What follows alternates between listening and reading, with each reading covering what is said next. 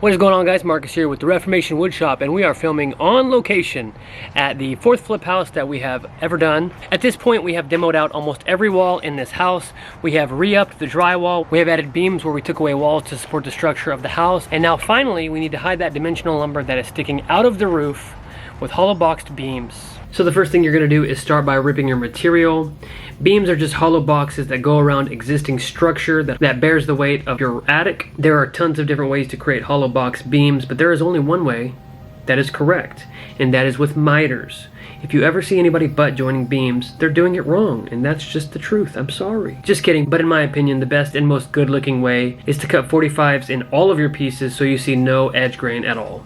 So I'm taking these 14-foot by 12-inch boards, and because I have two beams to create, I'm cutting a 45-degree angle in 4 of them, and then I'll have 2 face boards that are the boards that run parallel with the flooring, and I'll cut 2 45-degree angles in each of those. So because the beams that are in our flip house come down from the roof about 9 inches, and they're about 4 inches wide, we want to have a little bit of wiggle room, and the hollow opening on the inside of these beams is going to be about 10 by 5.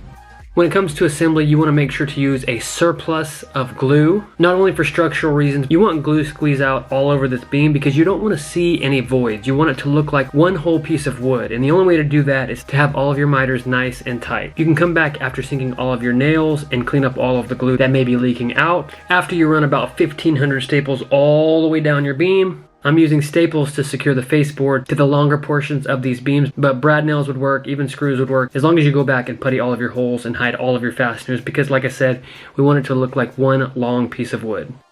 One thing I like to do that I don't see other people doing, so maybe I should trademark this, is utilizing glue like caulk on the inside of your beam after you've secured it from the outside. That way it just bonds well, and if you happen to have missed any glue while joining it together, the glue that you put in here could seep back into those voids. As you're stapling these longer portions of your beam to the face, you want to watch your miters and make sure that they are tight. It is very easy to just start sending staples and think that everything is nice and tight, and then once you flip this bad boy over, you might find out you were misaligned the entire time and have to bust it all apart.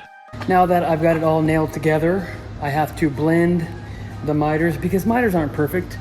Knotty pine is not perfect, and 14-foot miters on knotty pine will never be perfect. So all I'm gonna do to make these look beautiful is I'm gonna take this screwdriver, and you can see that I round it over onto itself. I'm gonna blend the fibers in together, and then when I come back and sand, it will further do the job.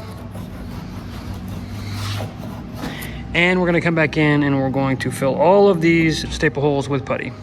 I know nobody wants to watch me sand this beam, but I just want to say, make sure you sand well. Your sander is the #1 tool to make sure that this beam looks like one solid piece of timber. Make sure all of the miters that you put together are rounded over really nice. All you have to do is make sure that anywhere your wood meets, you've blended it perfectly and smoothly, and anywhere you put putty, you've also gotten rid of that.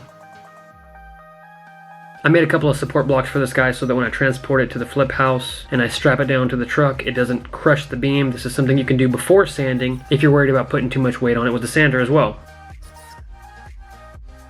Picking this 14-foot beam up and trying to get footage of it was impossible, so enjoy a nice shot of the shop roof and the beautiful sky outside. It was a bit cloudy that day, so that was kind of nice. It wasn't as hot as it normally is. And I'm going to start a GoFundMe so that I can buy a larger truck and a trailer because this beam is longer than my truck.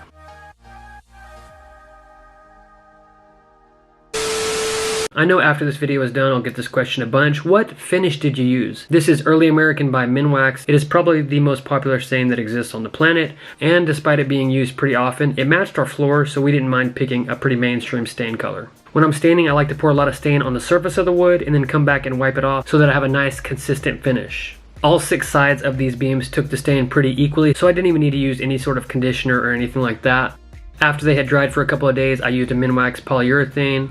I just brushed that on, sanded it, brushed it on, sanded it, and then brushed it on one more time. And that made for a nice glass, glossy finish on these beams.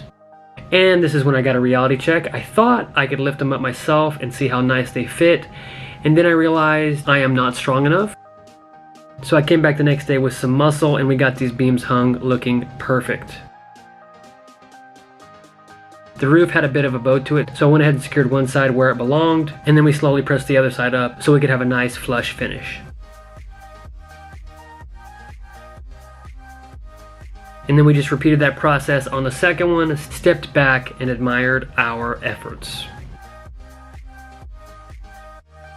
Unfortunately, the opening of this room is 14 foot 2 inches, and I got 14-foot board, so I just used some scrap material to scribe the ends of these beams and hide the fact that there was a little bit of a gap there. Either way, I don't mind the look, I don't think it's bad, and I really like the way these beams came out. We are extremely excited that these beams are in. It makes it look like the house is no longer under construction, even though not all of the flooring's in. Just walking in, you see all the fixtures, all the walls textured and painted, looking nice, and the beams hide that last bit of stuff that's at eye level. So it feels like we're this close to finishing. So if you like these beams, let me know what you think in the comment section down below. How would you have done it differently? And if you use this video to make your beams, do me a favor and hit that subscribe button. Maybe you'll find some other useful things on my channel. Can I say make sure to subscribe? Yeah. Make sure to subscribe on YouTube.